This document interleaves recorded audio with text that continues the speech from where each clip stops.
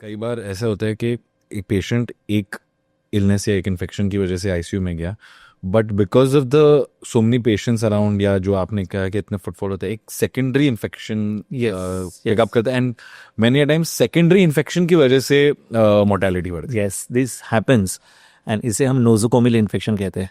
नोजोकोमिल infection मतलब जो infection hospital में लग गया।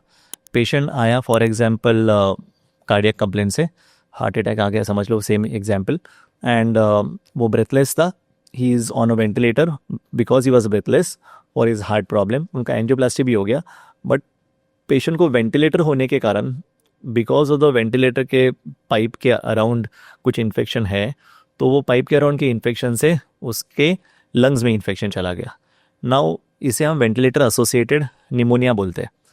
वेंटिलेटर फालतू में इसमें बदनाम है। निमोनिया वेंटिलेटर से नहीं लगा। निमोनिया पेशेंट का जो वेंटिलेटर का ट्यूब जो होता है, जो फूड पाइप के बाजू में है, फूड पाइप के बाजू का जो थोड़ा सा जर्म्स होता है जो अपने पेट में रहते हैं, वो जर्म्स आके उनके लंग्स में गए बिसाइड्स वेंटिलेटर के पाइप के बाजू से, मतलब वो ट्यूब के बाजू से, एंड उनको निमोनिया हो गया। ये यूजुअली तब होता है जब उनका फूड पाइप हम ब्लॉक करते हैं, विंड पाइप हम ब्लॉक करते हैं because of the ventilator circuit. तो ये हो गया वेंटिलेटर एसोसिएटेड निमोनिया। अब हमें उनको एंटीबायोटिक्स देने पड़ेंगे, निमोनिया का प्रोटोकॉल चालू करना पड़ेगा, निमोनिया की ट्रीटमेंट लगानी पड़ेगी। पेशेंट का number of days of ICU बढ़ जाएगा, number of days on ventilator बढ़ जाएगा, खर्चा बढ़ जाएगा, स्टे बढ़ जाएगा, चांसेस ऑफ रिकवरी कम हो जाएगा। तो these are the nosocomial infections which are sometimes an inevitable part of the treatment inside the ICU. Now sometimes infection, there is a cross infection also. For example ये patient था, इसको pneumonia नहीं है, इसको ventilator भी नहीं लगा है, बट बाजू वाला पेशेंट अभी एडमिट हुआ था and he had some infection, because that infection somehow gets transferred to this patient, because उसका सिस्टर एक है, दोनों को सिस्टर एक ही देख रहा है।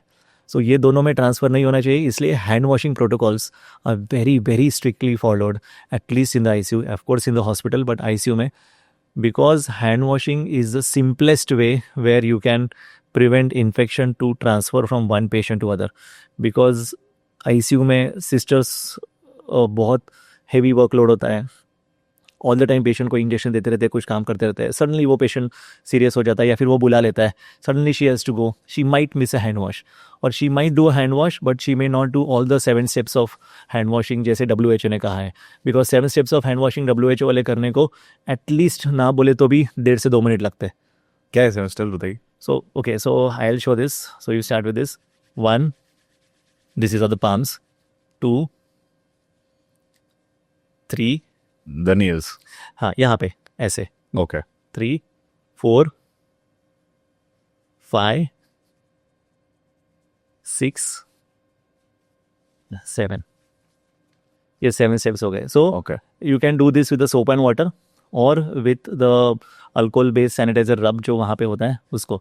अब इसको आपको कैसे समझेगा, बिकॉज दीज जब हम 7 स्टेप्स करते हैं तो all the areas of the hand, the creases, the webs and the नाखून एंड ये सब में सैनिटाइजर ठीक से लग जाता है, एंड फिर सैनिटाइजर को थोड़ा सा ड्राई होने भी देना है। This takes time, okay, this takes 1.5 minute.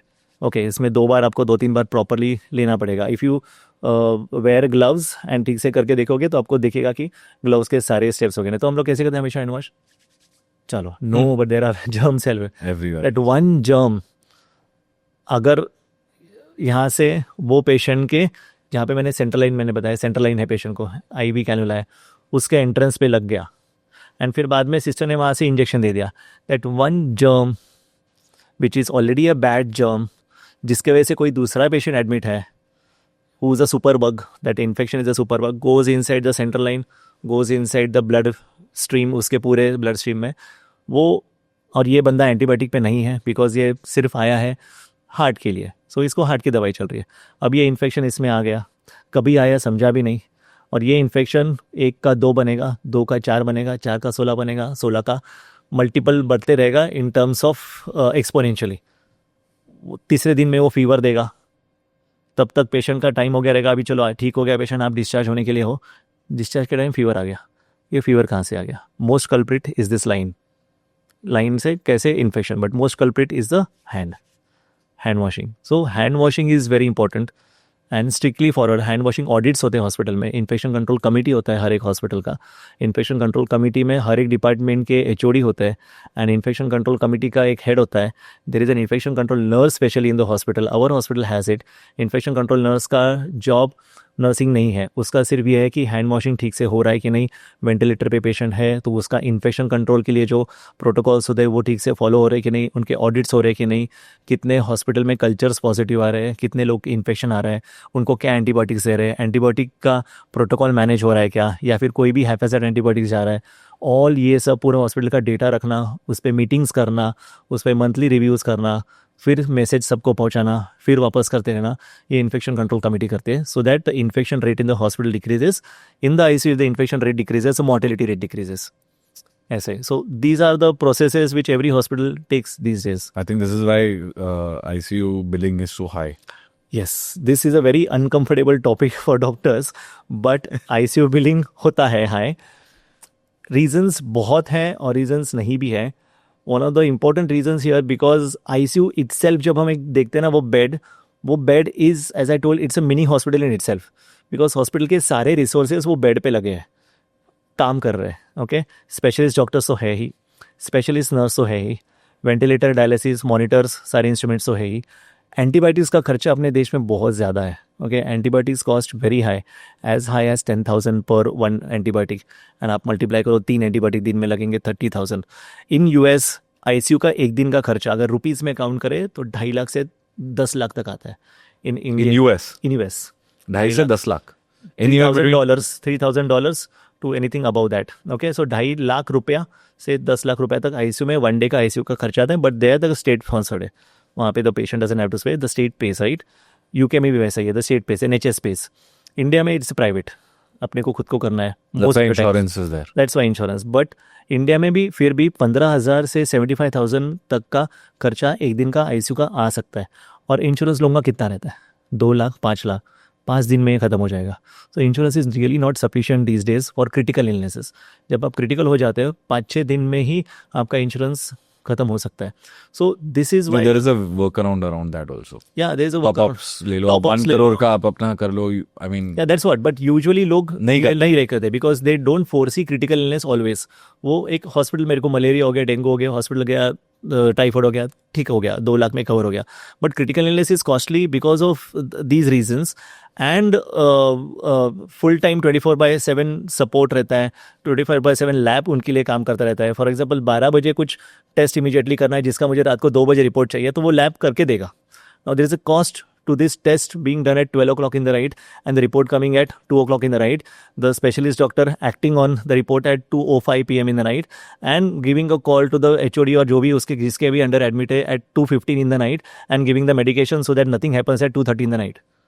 So इसके लिए एक कुछ कॉस्ट रहता है and that cost is unfortunately makes the ICU cost go higher. So that is how I think the system is. But yes, hospitals work around it, schemes work around it, insurance works around it, and try to keep this cost at the minimum. what is the future of ICU like? Oh, future of ICU is more of AI. AI हो जाएगा. Yes. It will not be automatic AI, but lots of AI based early warning systems आने वाले हैं. जैसे early warning systems हम wards में होते हैं या फिर हम घर पे डिसाइड करते हैं कि ये अगर होता. ICU में मैंने बोला था ना कि 1-to-1 बीट-to-बीट मॉनिटरिंग होता है, उससे भी ज़्यादा नॉन इन्वेजिव, मतलब बिना कुछ लाइंस डाले ऊपर के ऊपर ही. Okay, non invasive early warning systems, मतलब मुझे प्रिक करने की ज़रूरत ना पड़े, मुझे कोई ट्यूब ज़्यादा डालने की ज़रूरत ना पड़े, only for monitoring. So early warning AI based systems. Wearables are going towards medical grade wearables. जैसे हम आज कोई वेरेबल पहनते हैं, हाथ में पहनते हैं, फिट बैंड पहनते हैं. So those wearables tell your heart rate, आपका ECG वैसे. So some more of the wearables are coming towards the ICU, जो आपको एक बैंड पहनने से एक मेडिकल ग्रेड वाले इनपुट्स दे या फिर वैल्यूएशंस दे, जिससे पेशेंट को बेनिफिट होगा, he doesn't get pricked. So AI, early warning systems, more of wearables and more of very specialized units. Okay, for example, US में every room can be converted to an ICU, or every room is an ICU in itself. Okay, they don't have all the time ICU एक ICU लंबा और उसमें बहुत सारे patients हैं. Every patient के बाजू में सारा चीज़ होता है जो आईसीयू में कन्वर्ट हो सकता है, but that requires lot of man power and that requires a lot of machinery, all of those things. But these things are improving towards ये. But all said and done, technology will grow. It has to grow. Compassion नहीं जाना चाहिए. If the compassion, the empathy goes there, हम कितना भी technology में आगे जाएं, the feeling of getting better from an ICU can never be the same if there is loss of compassion.